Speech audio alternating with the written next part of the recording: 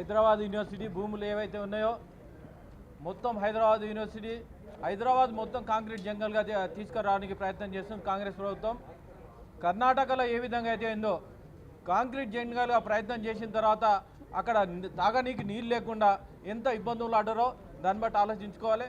అదేవిధంగా వీళ్ళందరూ south Korea పోయి సియోల్ నగరం పోయి ఏ విధంగా చూసారు మంత్రులు ముఖ్యమంత్రులు వాళ్ళందరూ పోయి చూసిన తర్వాత కనీసం దాన్ని బట్టి ఆలోచించుకోవాలి.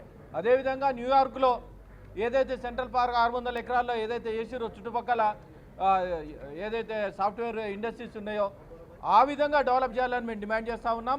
విద్యార్థులకు ఏదైతే అవసరం ఉందో విద్యార్థులకు దాన్ని ఉపయోగించుకే ల్యాండ్ను యూటిలైజ్ చేయాలని మేము డిమాండ్ చేస్తూ ఉన్నాం. విద్యార్థులకు ఏదైతే లాఠీ చార్జ్ చేసారో యూనివర్సిటీలో పోలీసులకు అథారిటీ ఉన్నది, యూనివర్సిటీ వైస్ ఛాన్సలర్ టైం తీసుకొని దాన్ని చేయాలి.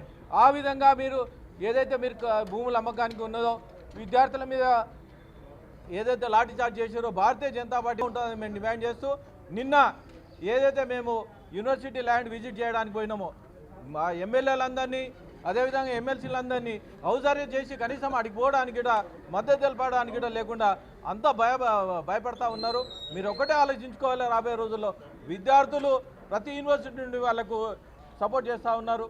మేము 80% భారతీయ జనతా పార్టీ తరఫు నుండి వాళ్ళకు మండలిలో అయినా తర్వాత అసెంబ్లీలో అయినా పార్లమెంట్లో అయినా వాళ్ళకు 80% సపోర్ట్ చేస్తామని తెలియజేస్తాం.